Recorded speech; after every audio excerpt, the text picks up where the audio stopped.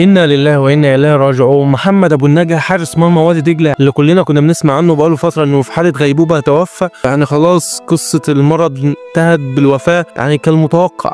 النادي والوسط الرياضي يعني بيشهد حالة من الحزن للمرة الثالثة أو الرابعة في آخر بس 3-4 سنين، ودي حاجة ما كانتش بنشوفها كتير. ولكن الفترة الأخيرة يعني لاعبين كتير في الأندية المصرية يعني بكافة المستويات، الممتاز به كل المراحل، يعني بقينا نشوف يعني حالات صعبة جدا وناس بتعاني بسبب صعوبة المرض. إبراهيم شيكا كان بيلم تبرعات حرفيا لأن مفيش نادي تكفل بيه، ولكن لازم يعني زي ما بندعي لمحمد أبو النجا إن هو يعني ربنا افتكره ويعني برحمه.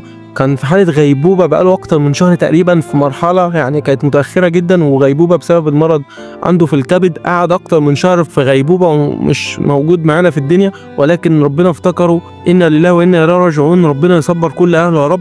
ولكن هنا لازم نقف وقفة، ولازم نشيد ونشكر مجلس إدارة وادي دجلة، النادي المحترم اللي تكفل برعاية كاملة لمدة أكتر من شهرين تقريبا بمحمد أبو النجا، اللي هو وقف معاه وكان تكفل بكل مصاريف علاجه وكل المصاريف اللي كان متواجد فيها في العناية المركزة.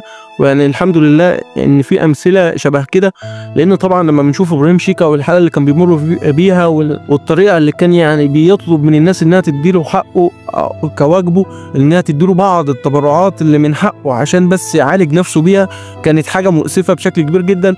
الحالتين انتهت بالوفاة، ولكن هنا مواقف الإنسانية ما بتتنسيش. وهنا نادي وادي دجلة كان نادي أصيل، ومجلس إدارته كان نادي يعني كان رجالة حرفيا للنهاية. وده اللي احنا عايزين نقوله، إن لازم كل الأندية تكون في حاجة يعني رعاية صحية متكاملة بالنسبة لبعض اللاعبين، لأننا احنا عارفين إن كام لاعب بس اللي بياخدوا ملايين، وباقي اللعيبة يعني بتكون يعني زيهم زي أي حد في الدولة يعني. فمحتاجين يكون عندهم رعاية تضمن إن هم يعني يلاقوا رعاية صحية بشكل يعني يليق بالرياضيين الموجودين في مصر.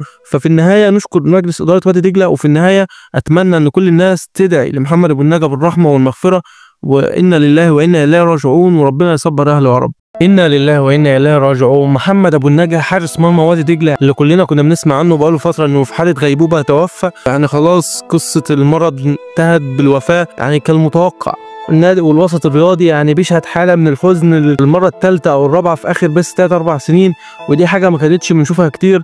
ولكن الفترة الأخيرة يعني لاعبين كتير في الأندية المصرية يعني بكافة المستويات، الممتاز به كل المراحل، يعني بقينا نشوف يعني حالات صعبة جدا وناس بتعاني بسبب صعوبة المرض. إبراهيم شيكا كان بيلم تبرعات حرفيا لأن مفيش نادي تكفل بيه، ولكن لازم يعني زي ما بندعي لمحمد أبو النجا إن هو يعني ربنا افتكره ويعني برحمه.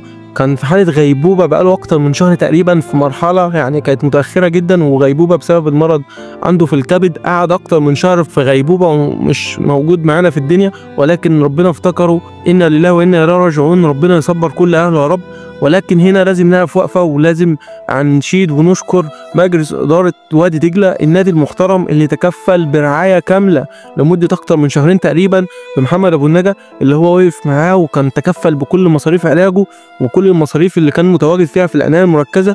ويعني الحمد لله إن في أمثلة شبه كده، لأن طبعا لما بنشوف إبراهيم شيكا والحالة اللي كان بيمر بيها والطريقة اللي كان يعني بيطلب من الناس إنها تديله حقه كواجبه، إنها تديله بعض التبرعات اللي من حقه عشان بس يعالج نفسه بيها، كانت حاجة مؤسفة بشكل كبير جدا.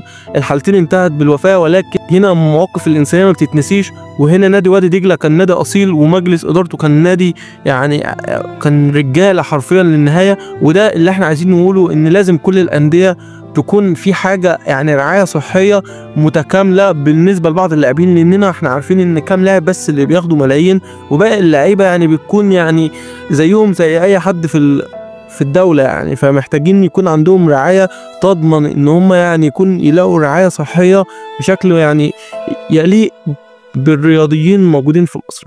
ففي النهاية نشكر مجلس إدارة وادي دجلة، وفي النهاية أتمنى أن كل الناس تدعي لمحمد أبو النجا بالرحمة والمغفرة. وإنا لله وإنا إليه راجعون، وربنا يصبر أهله يا رب.